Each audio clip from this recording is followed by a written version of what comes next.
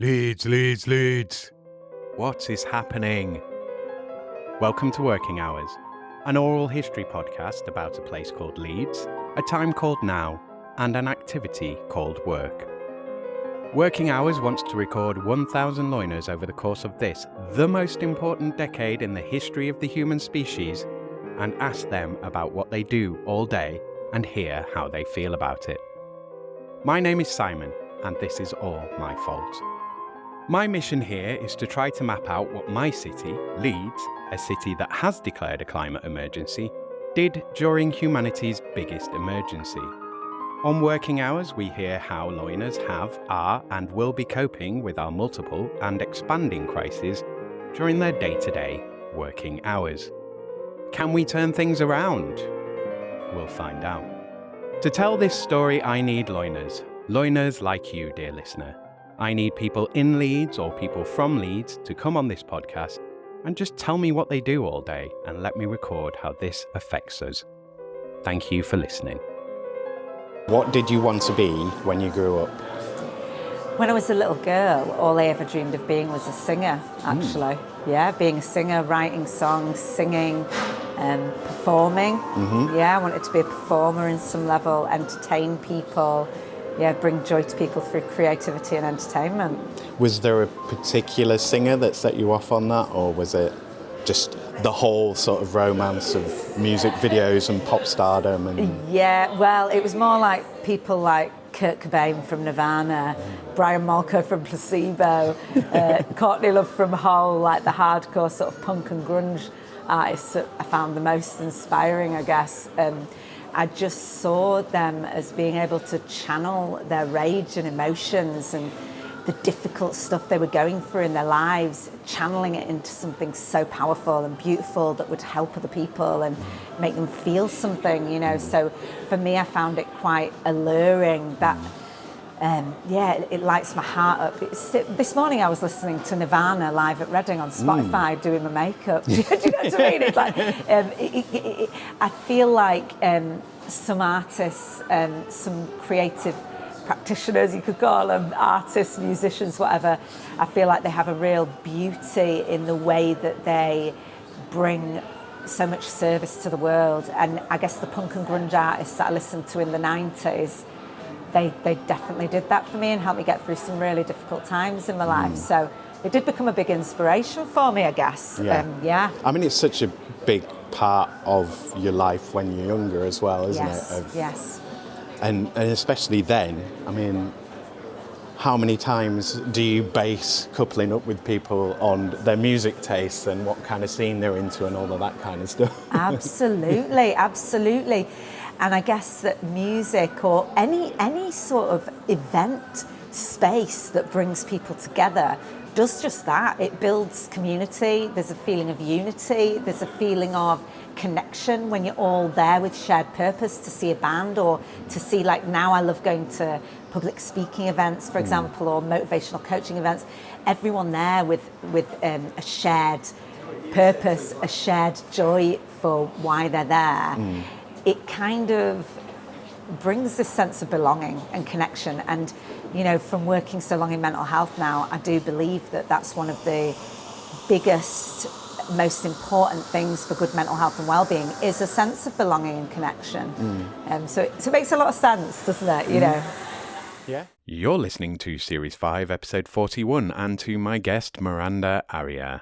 This is another in-person interview recorded on the 13th of November 2024 and recorded at the Santander Work Cafe in Leeds. Hello, listener. Miranda Arieh is the Heroes Group Work Programme founder and CEO, offering healing, education and recovery of emotional strength. She's an award-winning mental health care consultant, a lived experience practitioner, a trauma-informed care specialist and a BBC radio presenter.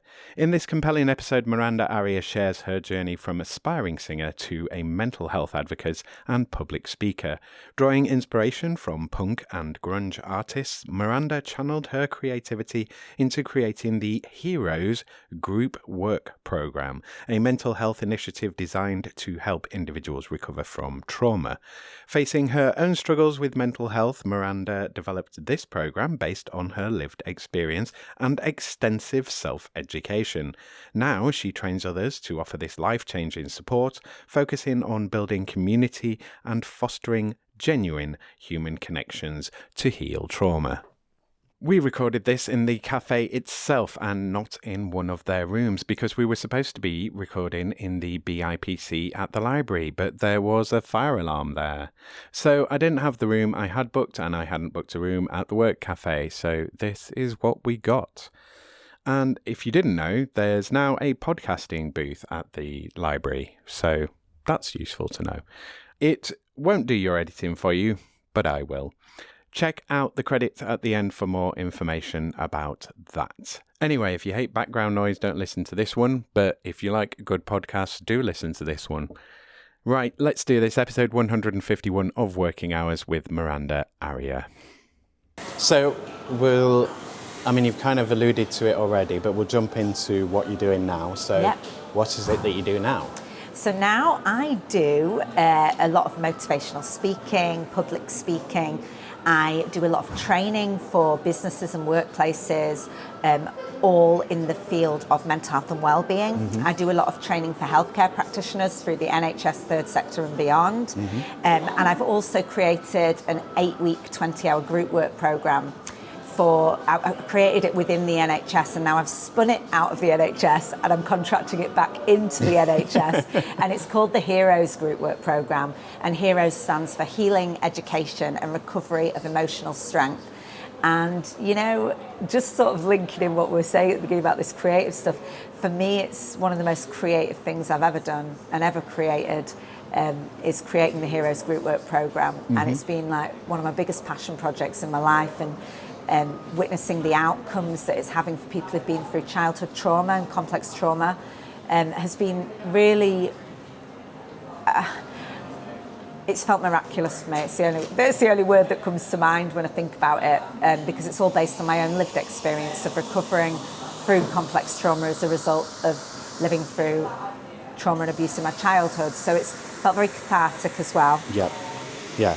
And you're building, it's a sort of, so my brain's going like a ladder out, but it's not the expression that I want to use, but it is like, you've worked the problem and you've built a, not quite solution, but a pathway or something that helps and is beneficial. And that's really powerful in itself, of just like, I've created this and now it can be useful to someone else. Absolutely, yeah, that really is what it feels like, creating a pathway that's going to support others. And for me, it feels like I've taken my pain and made it into some kind of purpose, because within the Heroes Programme, I've used 8 different modalities. So per week we use a different modality, and it's all modalities that have supported me to recover through complex trauma and, not recover through as in recovery as an end point. Yeah. I'd say to live with the after effects of childhood trauma. I want to be very real about recovery whenever I talk about it. Recovery is not an end point to get to, and I will never be recovered. Yeah. But I live in recovery, and I've created many tools and resources that have helped me to connect with wounded parts of me that were frozen in the past. Traumatized little girl within me, for example, that was still at the steering wheel in my adult life. And I've created tools and methods that have worked for me, and so to share them with the world and share them with other people who are in deep suffering feels extremely cathartic for me. And it's given me a real sense of purpose. How did you get into this? Okay, so I was very poorly when I was younger with my mental health. I was sectioned under the Mental Health Act when I was 14 years old. I lived in High Roads Mental Hospital in Yorkshire, in Menston, for about 9 months as a teenager, went into foster care, and then lived on my own from when I was 16. So I had a very, very tumultuous youth. I went through homelessness, drug addiction, many periods of my life where I didn't feel life was even worth living. And for about a decade, 15 years probably after that, I was held within the mental health system as a rebound service user. They call them revolving door patients. Well, I was one of those revolving door patients, keeping presenting to my GP in crisis, being forwarded back through the mental health system again and again and again for different forms of therapy and different forms of treatment in inverted commas, that actually, with the best will in the world, there were some beautiful practitioners I worked with, and this is not a slight on anyone in particular, but quite frankly, I found the mainstream model of mental health treatment quite re-traumatizing for me. And I used to hold a lot of sort of anger against the mental health system for what I went through, particularly in hospital. I went through a very harrowing time in there, such as being locked in a padded cell, pinned down and restrained, etc. But then I started to shift the anger into passion as I started to work on myself. I discovered spiritual texts. I discovered ways of working with my body and nervous system regulation. I started to teach myself through reading books and watching videos by amazing trauma practitioners, and started to try and do some work on myself.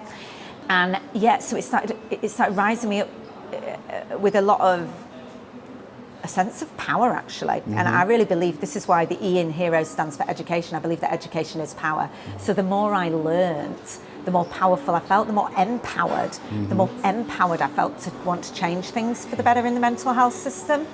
So that anger shifted to passion, and I found myself placed in many different mental health charities over the years.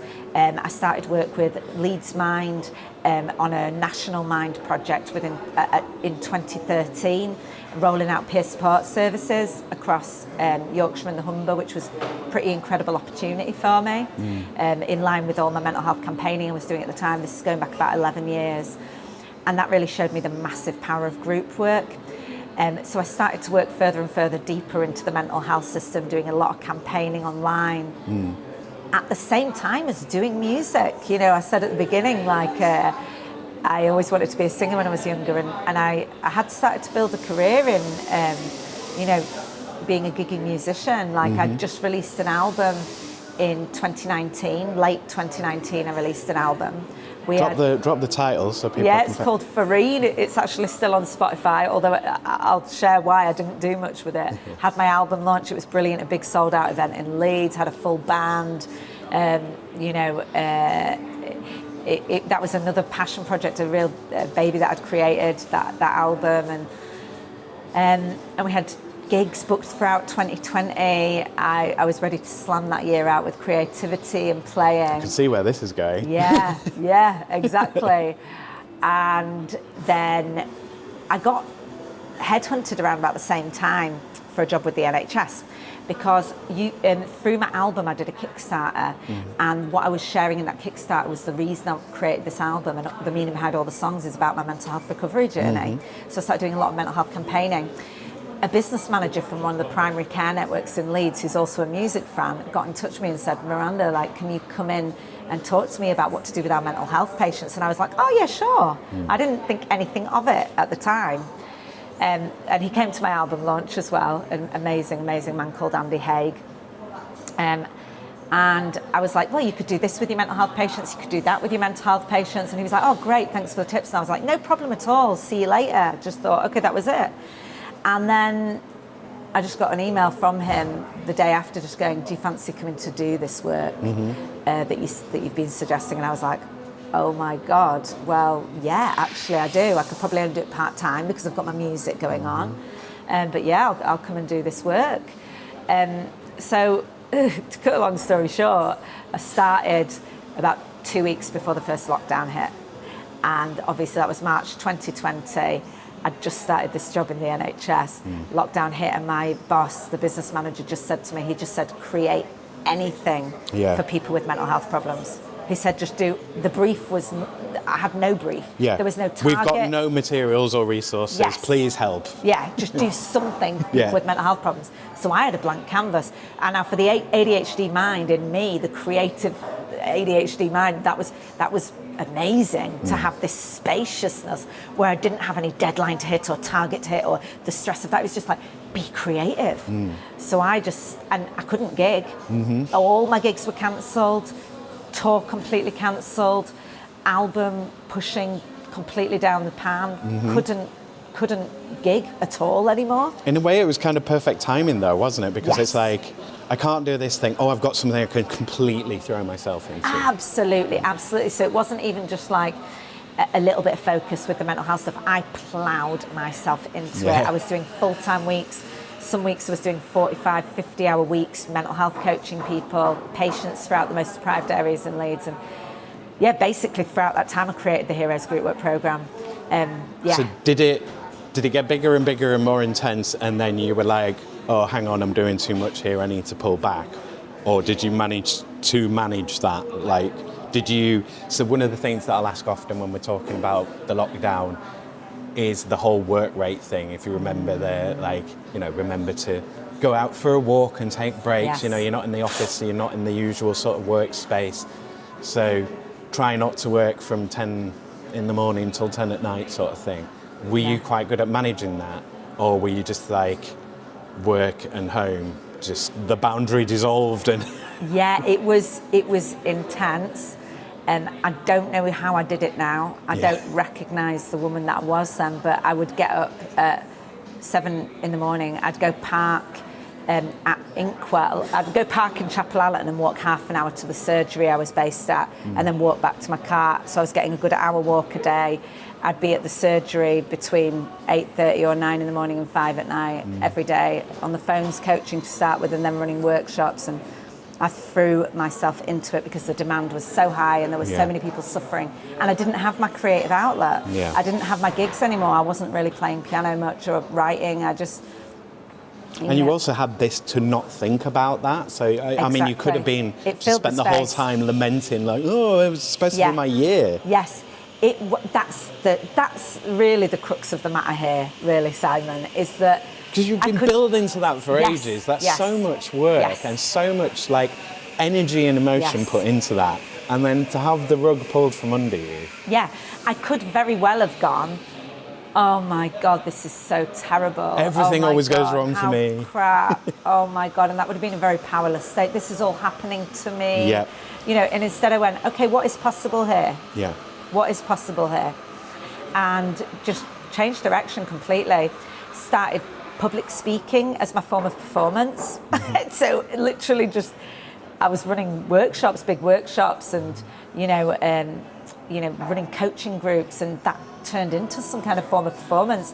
I started writing programs instead of songs. I ended up turning Heroes into a book. You know, I wrote a whole book out of it. I wrote 2 books, a manual for facilitators, and so that turned into, it was just like a change from music into, so it still feels very creative, the work that I do. I still feel like I feel like an artist in the work I do, the mental health work I do. I still feel like a creative.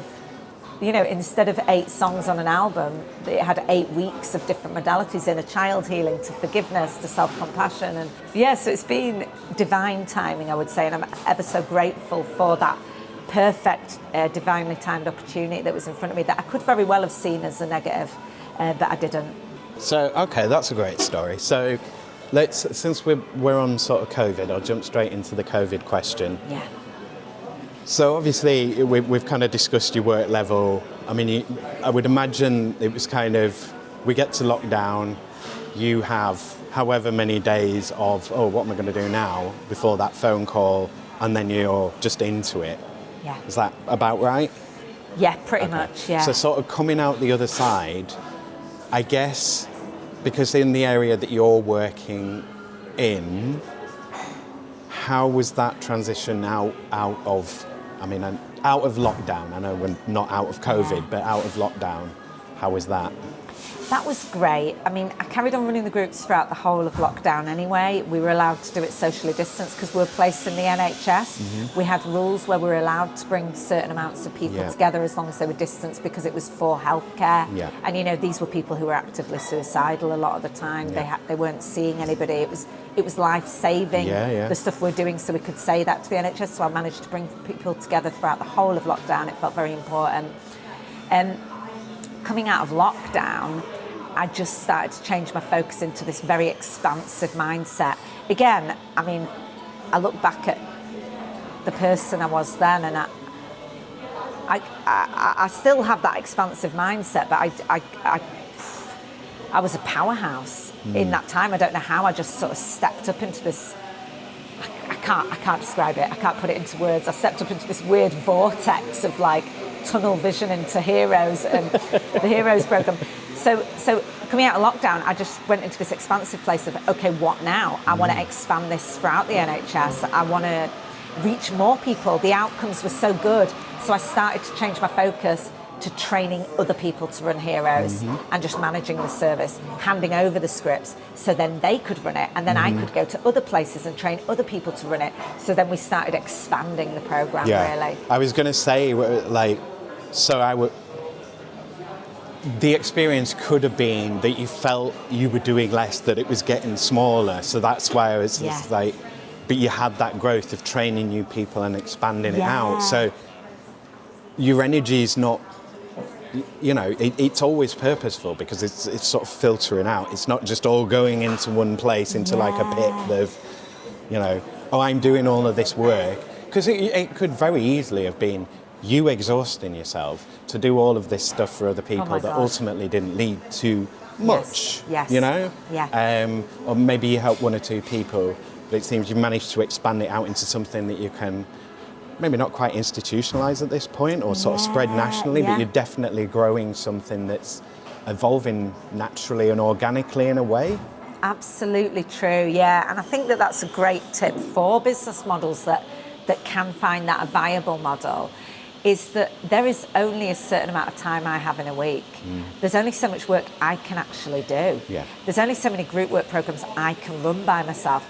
But what happens when I teach others to do that job that I can do?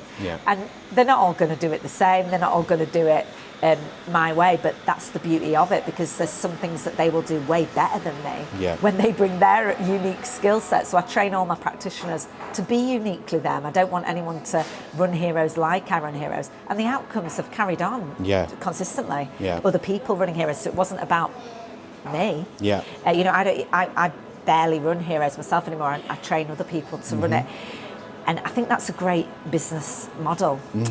If we can find a niche doing something well, and then we can teach other people to do that same thing well, and they work as part of that business or you know, whatever field we're in, that's when we have an expansive model, because then we have 2 people that can go out and run groups.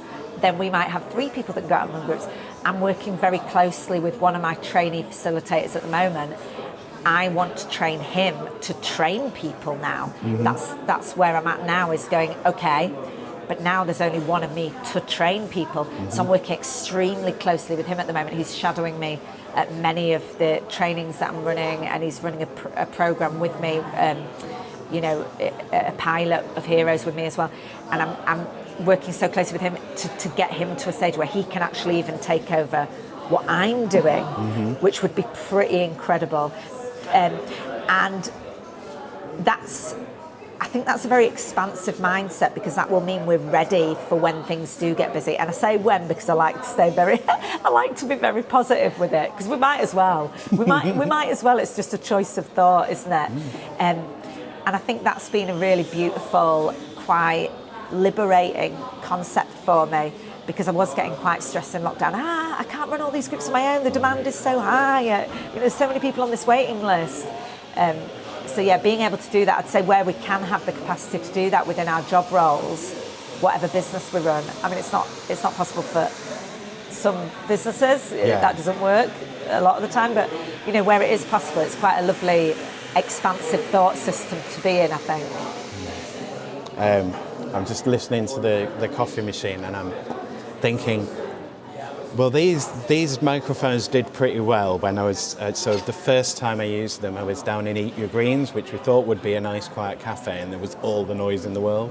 So we did manage to, you could hear it, so I'm hoping that it... Yeah, well, if you can, we could just... you we could say always this try and do it. It might be quite a funny story. This month's podcast was brought to you from the hustle and bustle of a city centre cafe. Yes, because we were turfed out of where we should be. Yeah, because we set the fire alarm off in it. We were so on fire at Leeds Central Library that we had to evacuate.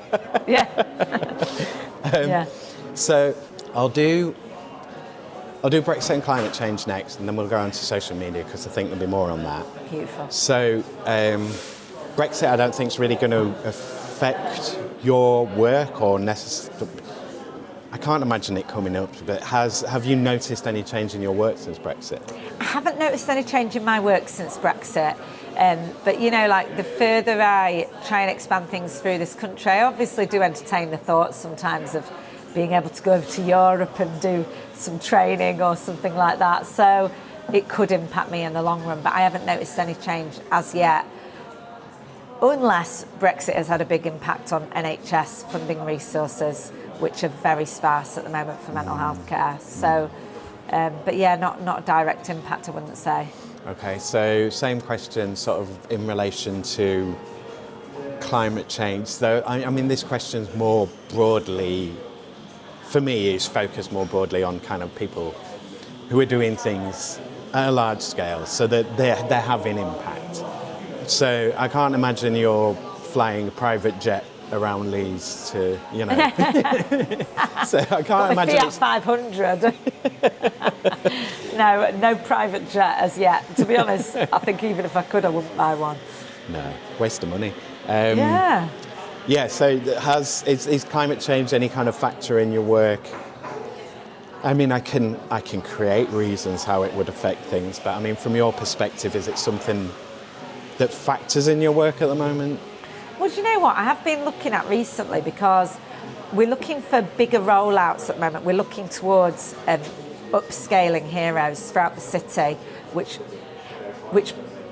most likely will probably happen in 2025, which is quite exciting. So we're going to be needing to print a lot more books. Each student that comes through the programme gets a workbook. So I am looking for printers that can do that in a sustainable way and print on, recycled paper, for example. Make sure those workbooks, I guess that's our product. That's a physical product that we can definitely lessen the impact on the environment with. So I've been looking at printers that do, what is it, the Forest Standards Committee? Yeah, looking at FSC. Printers that use FSC branded. But yeah, regarding climate change, impact-wise, our footprint, I would say, is very low.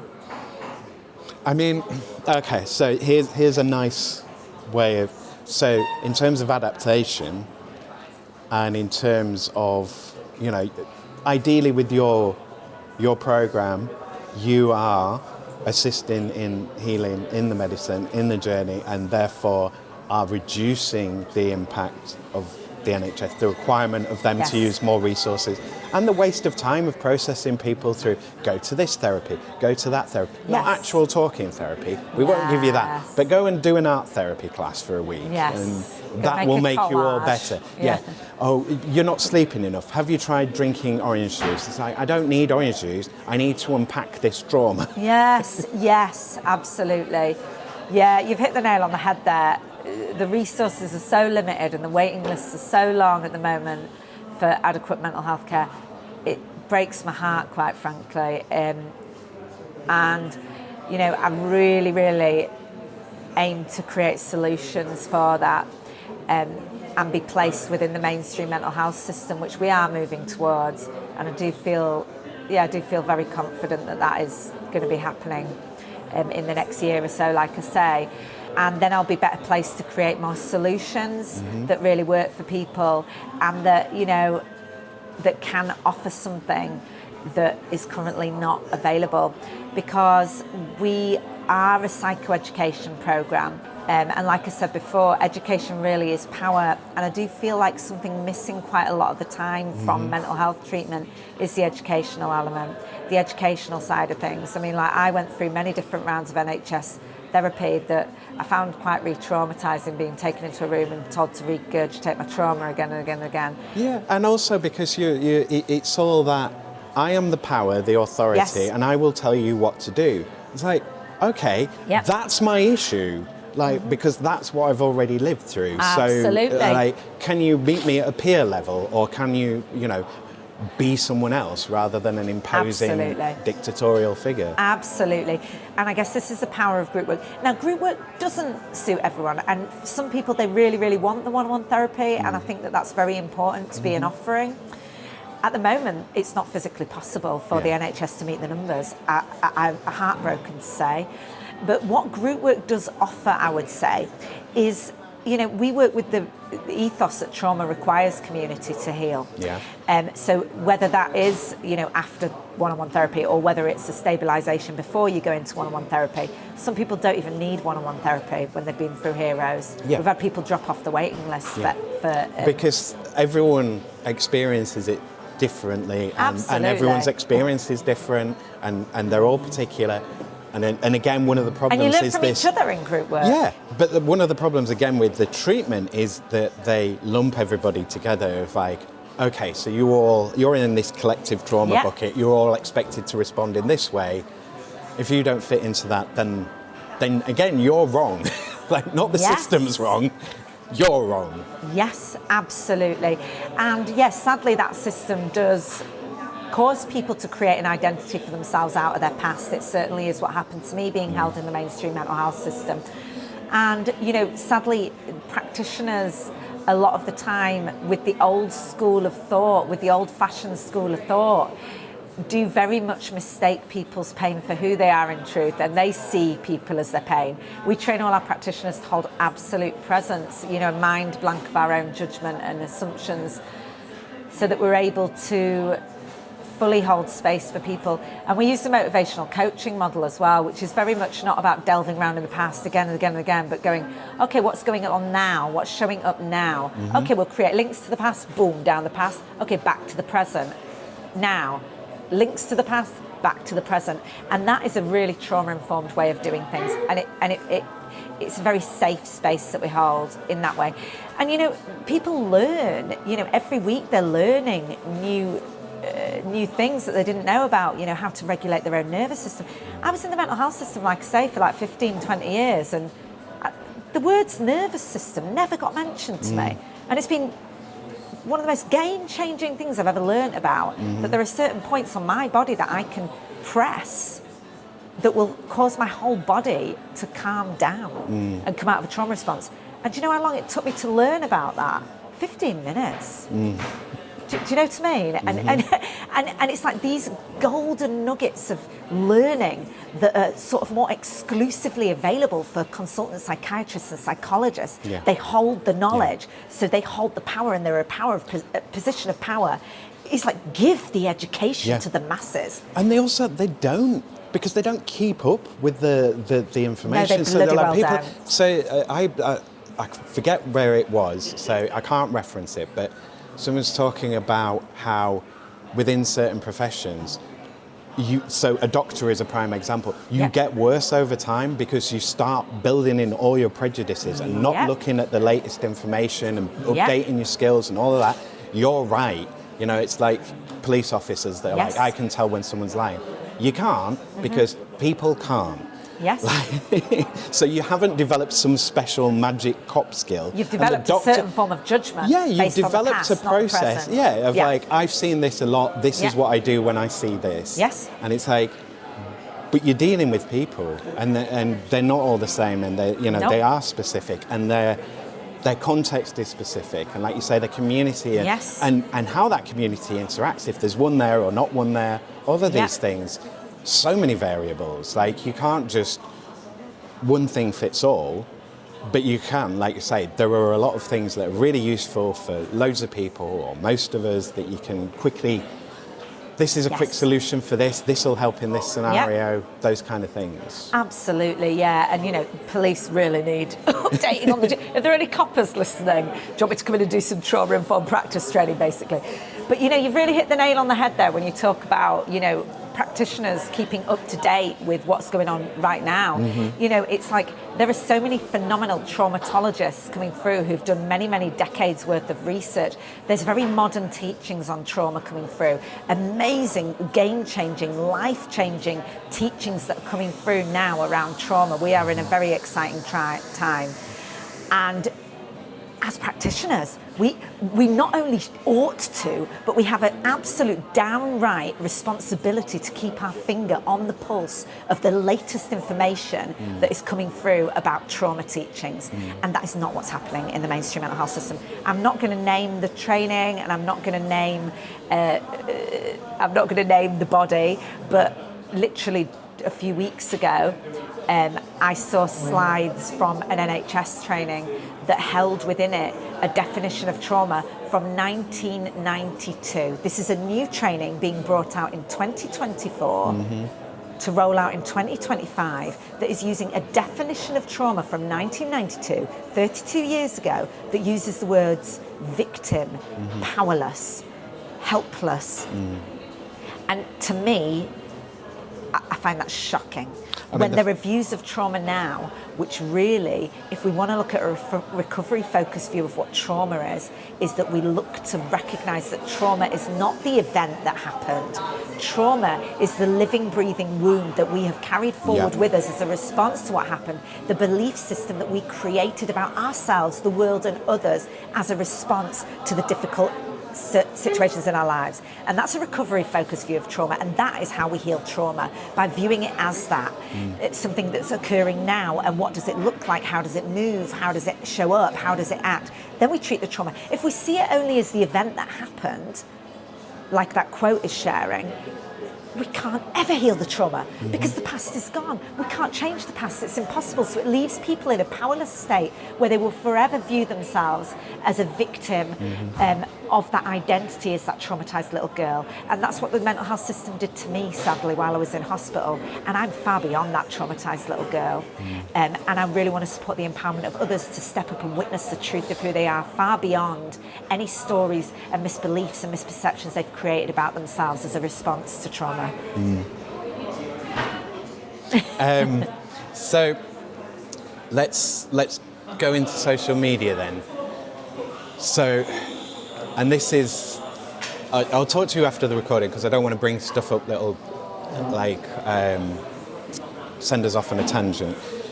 But in terms of social media, so you are talking about a lot of shadow ban type topics. So my question on this is normally, how much social media do you have to do?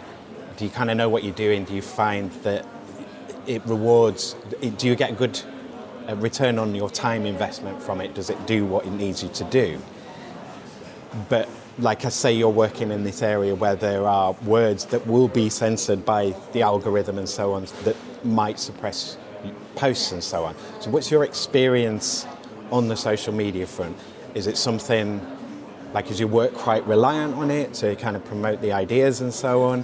Or are you just put out posts so that people know you're there and you really focus on the work and the delivery of the work in person rather than in the virtual world? Yeah, well, on social media, it's a funny place, is social media, because I think it's a very powerful place. You know, it's an amazing place where we've got an opportunity to reach, you know, people on the other side of the world potentially with what we're posting.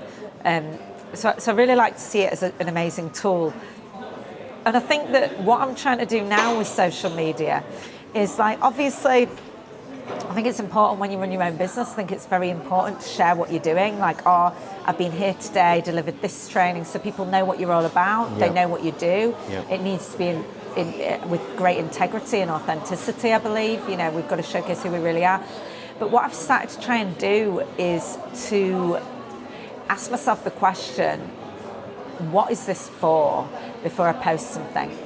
Because what I used to do with social media, I very much be in a mindset of like, oh, what are people going to think? What are people going to think of me? You know, are they going to have a judgment of me?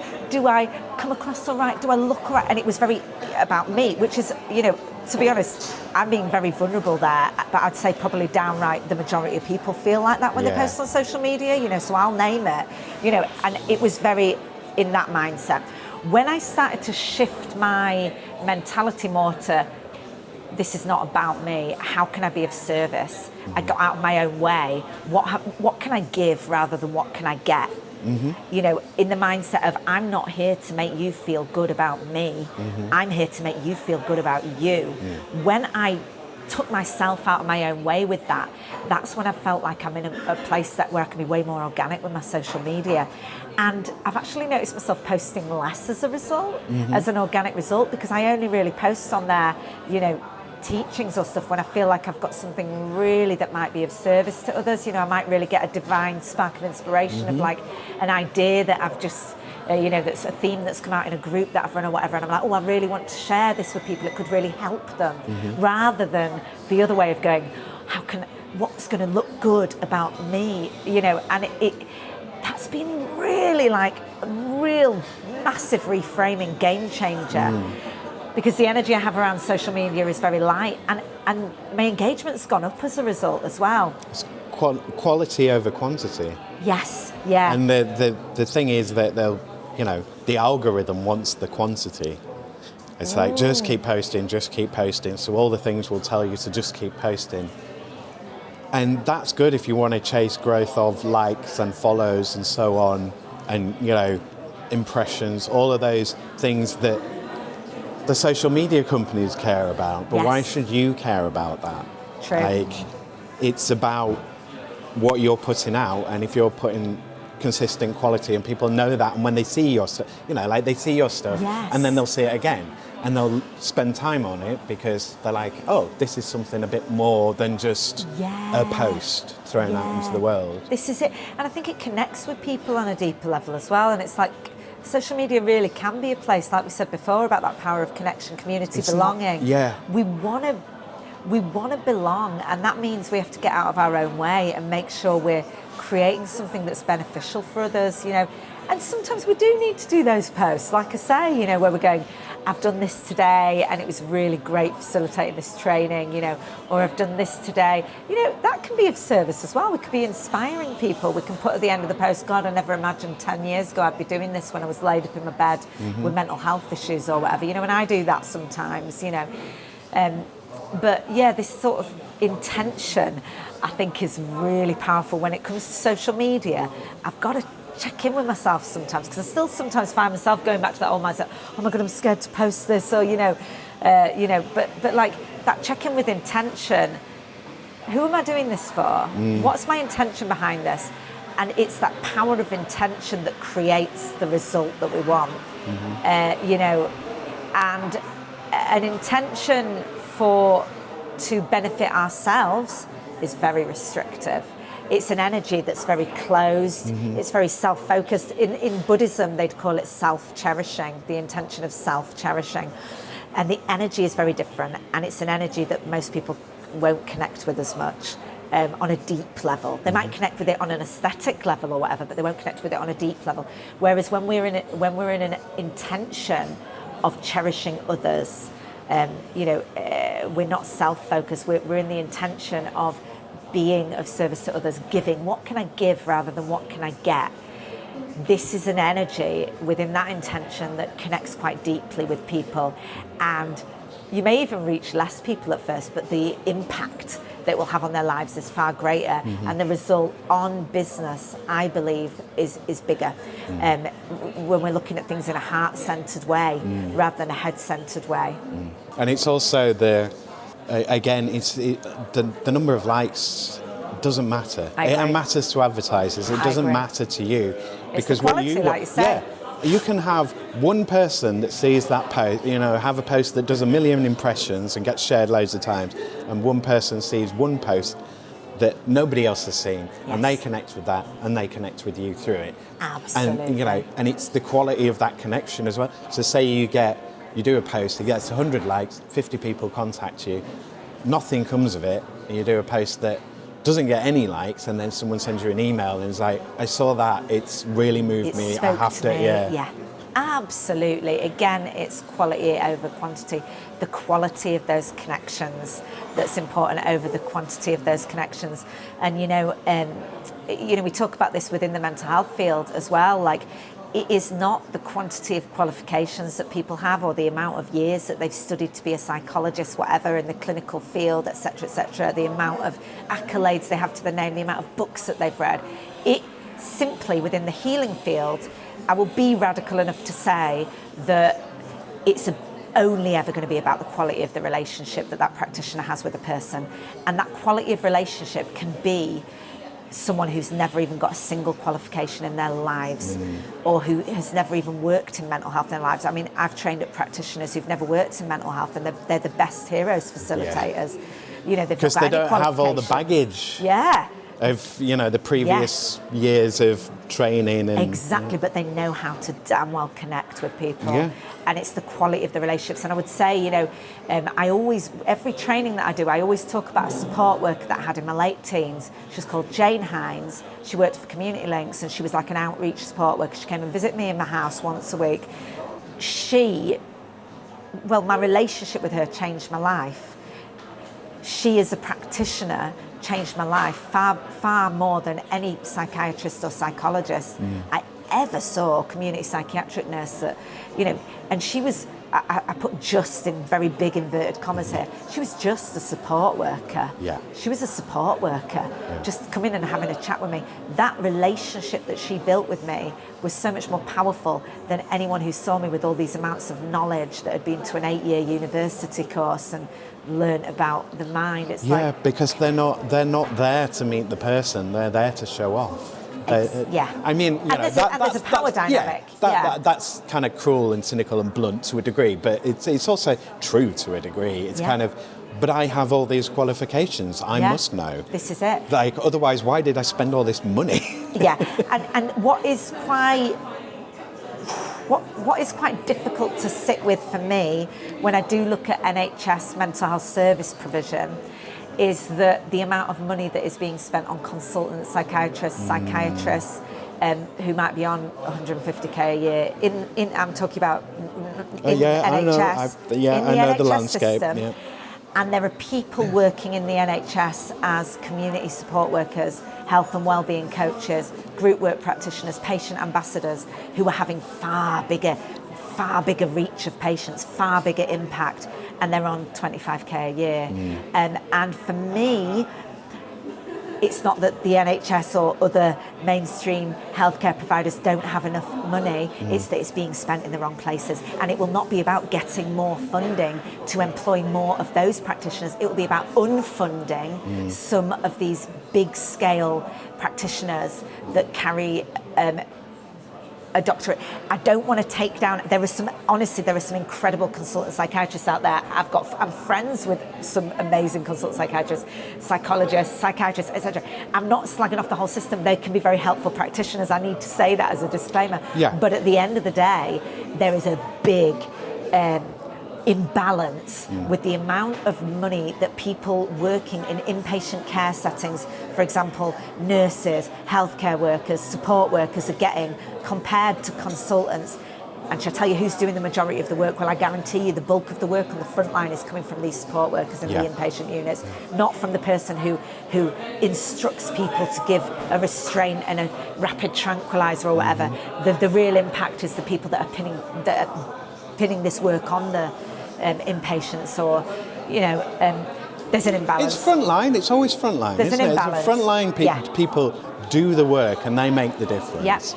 And you can sort of do more at a strategic operational level and so on, but you're too distant from the reality. You don't know what's going on. They don't know what's going on. You can't, because they that information, it never works. No. And because they always put too many bloody steps in the way as well. So it's not like, I'm frontline and then I've got my team leader or whatever. Then there's the manager who does the whole thing. It should be no more than 3 or 4 steps away from. Absolutely. Why are you eight people removed from the front line or more?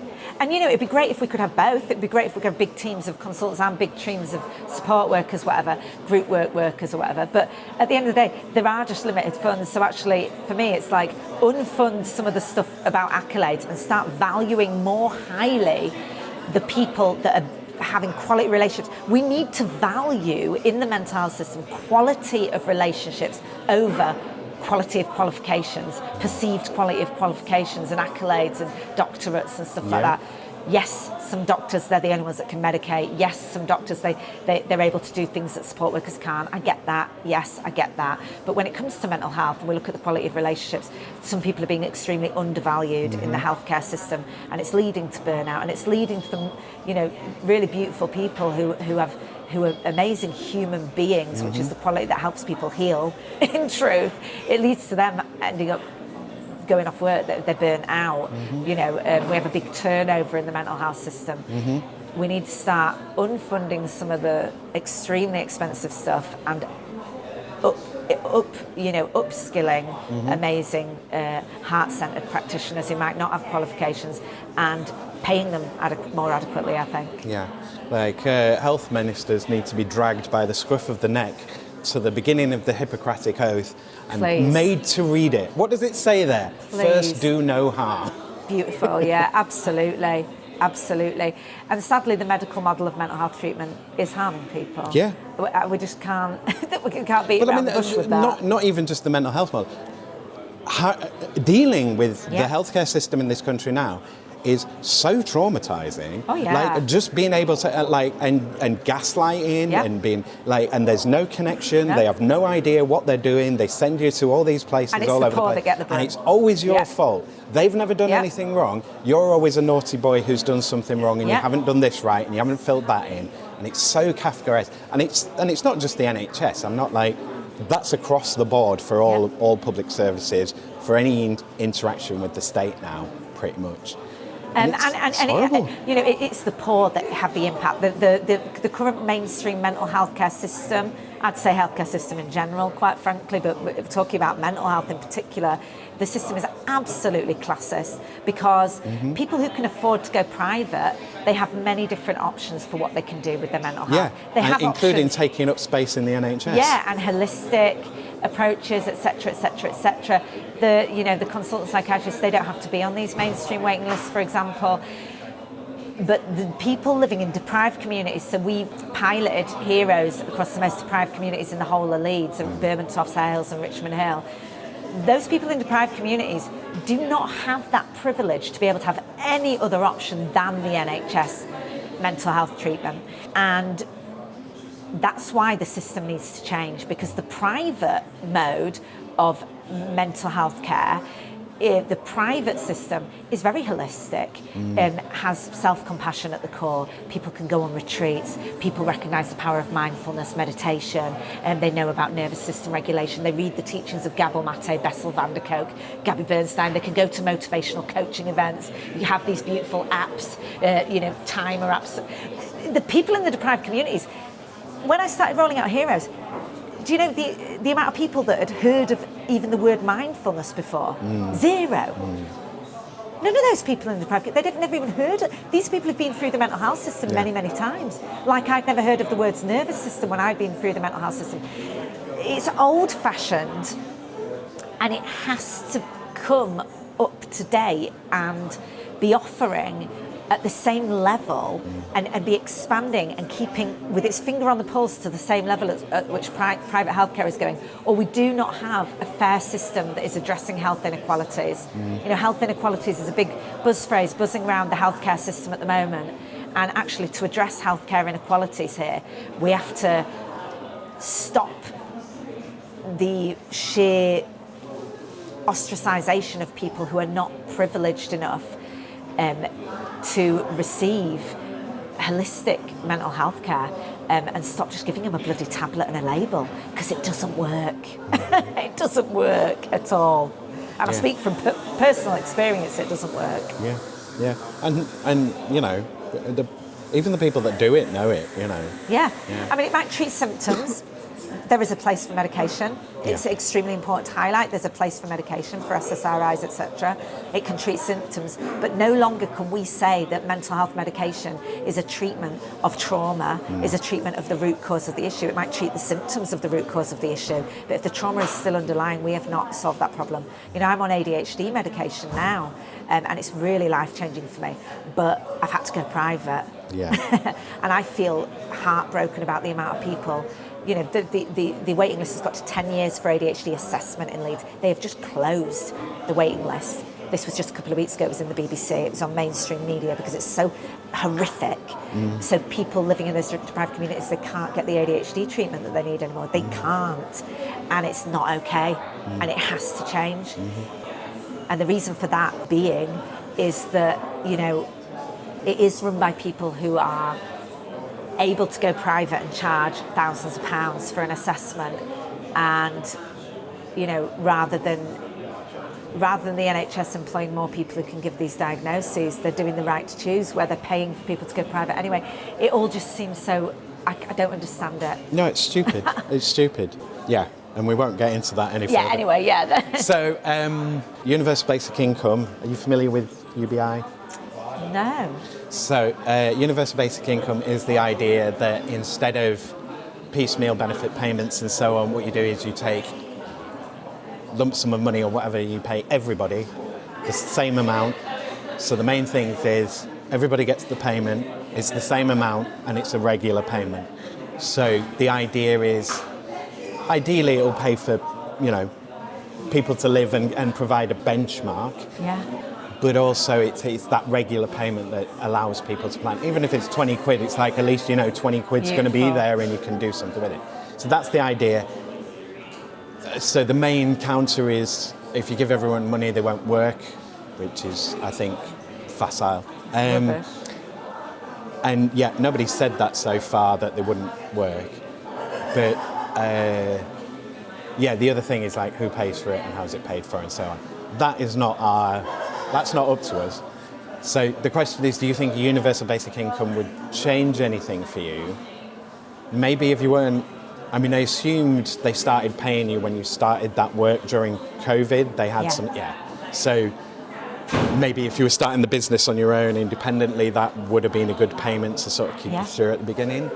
But yeah, do you think that would be helpful or would change your work in any way? It might change the people that you work with, say like deprived areas. Yeah, it would be. Yeah, it would be life changing. And you know, like for me, like I'm fully freelance now, and throughout the past few years, when I've started to go more into freelance, because I did have to fend for myself as a child, and I did live in survival mode utterly, and it was very triggering for me when I first went freelance. Harrowing, actually. Like it triggered all this old trauma. You know, I talked about earlier that trauma being the wound that can open in the present moment. Oh my God, I'm fending for myself. I don't have consistent money coming in. It's feast and famine. You know, and high anxiety, your system's turned up to 11. And I couldn't do my job as well as I normally would because I started getting burnt out because I was dealing with all that stress. To be honest, it was a beautiful opportunity for me to heal that part of me that's still unhealed within me. I like to turn everything into healing myself, you know, because of the work I'm in. So it was an opportunity for me to heal that survival mode aspect of myself. But I believe that would have really, really helped me a lot. And I know that it would help a lot of the people that I work with. And I believe it would be a lot fairer. Things are very unfair in this society in terms of money and what is allocated and the way that rich people are dominating, you know. And you know, there might be beautiful people, you know, you can be beautiful whether you're a beautiful person, a kind person, whether you're, you know, rich or poor, whatever. Yeah. That's not. But you that's don't not need debatable. the resources of like, you know, more than 30 countries on the earth. Some people can't afford. You know, there were weeks for me when I was about to sell my car. I couldn't put petrol in my car, and I was thinking, okay, well, I'm going to just have to start getting buses whenever I'm delivering training. You know, my car insurance got cancelled. All my credit cards were run down to the bottom, and sadly, again, because the system's set up around privilege, when you can't afford to pay your cards or bills, you get charged more money. Yeah. Which is, for me, is outrageous, but that's what happened to me. Yeah. You know, and, you know, so that would have really helped, and I do think that would be an amazing idea. Yeah, and it would, like, the other thing for me as well is that it would be something nationally unifying. It would be like, right, we actually get something from this place. Like, we put into it, we get something back. We all get it, so we're all like at a level, at that level. And, you know, at the moment we're all just against at each other's throats, and it's like, oh yeah, you all fight each other. And it's like, this isn't improving anything or working in any way. Like, nobody real would say that this is actually working. Absolutely, yeah, because the gap is too wide, isn't it? Yeah. And yeah, you know, for me, and seeing people being pushed out, being pushed onto the streets, being like, it's you know, true. and the homelessness going through the roof, and it's all the individual that's decided that. No, they haven't. It's a joke. And you know, for me, it's like there's been a big tussle in my heart, and I've had to really work quite deeply on it in terms of my values with my business now.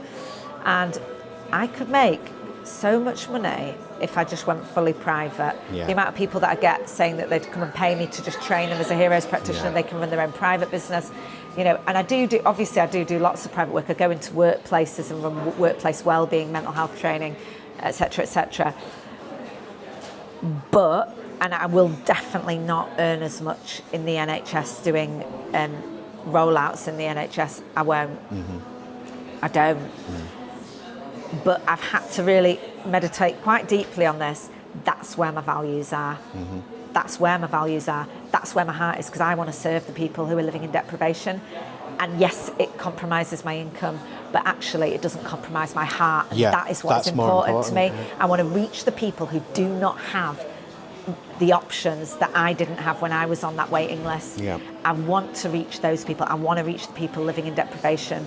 I want to reach the people who don't have any other option for mental health treatment. They're the people I want to get heroes to. And if that means that I believe it will lead to bigger expansion in the long run anyway. I might not notice it in my bank balance, as quickly as I would privately. I believe it will lead to better expansion anyway, just for me as a person, and that's what matters more to me than money, And it's also the type of connections that you make, the people that you meet, and the people that you work with. Oh God, like, yeah.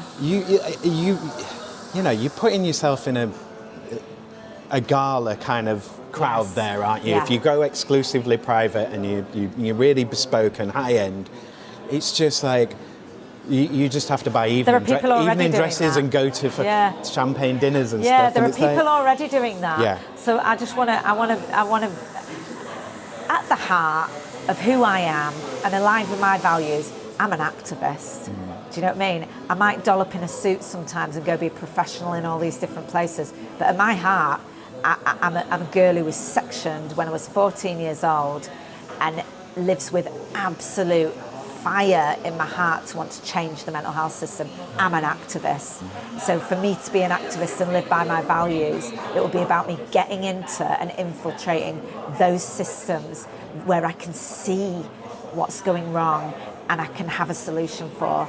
I would not be living by my values if I didn't do that. So, for me to serve the most people that I can and live in joy, that is what I'm doing. Cool. So I'm going to do the change question. We're running a little bit over. Yeah. So if you could change any 3 things about your work, what would you change? So you can be really kind of specific and pragmatic maybe about the work, and then you can do big, like however you want to take it. But, don't just think that it has to be work things. It can be, I'm going to change the world and make everyone better. So if I could change anything about my work, I would have it hitting globally. I would create, I'm probably going to go away and do this stuff as soon as I've visioned it up.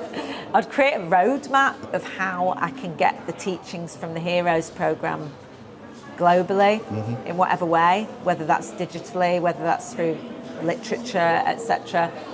What else would I change about the work? Do you know what?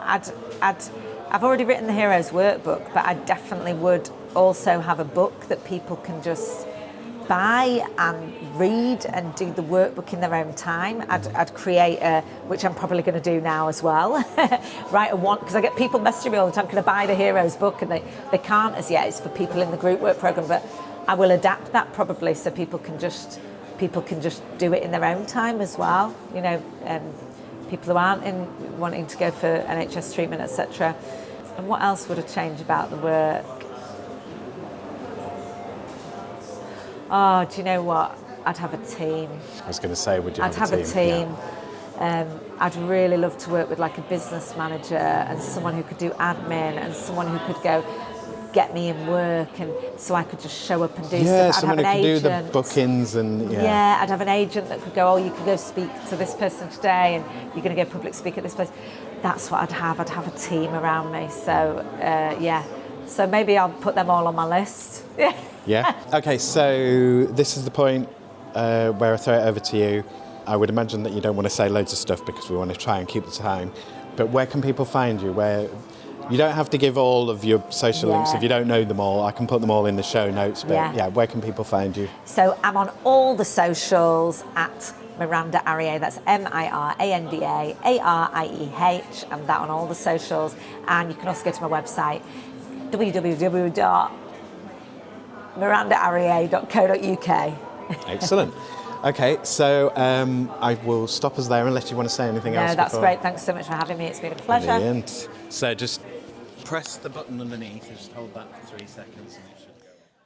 Thank you again to Miranda for being my guest. Thanks as always to all my guests, and thanks to you, Leeds, for being my subject. You can find Miranda Arieh at mirandaarieh.co.uk, and that's MIRANDAARIEH.co.uk. You can also find her at the Heroes Network, heroesnetwork.co.uk, and follow her on the socials at Miranda Arieh. You can also find her album on Spotify, so if you just type in the name in Spotify, you will find her. In 5 years, we're only 150 episodes in, so we, me, you, the people that have been involved in this, all of us Leeds collectively, we need as much help as we can get from all the loiners, and we really need to start pushing this forward now.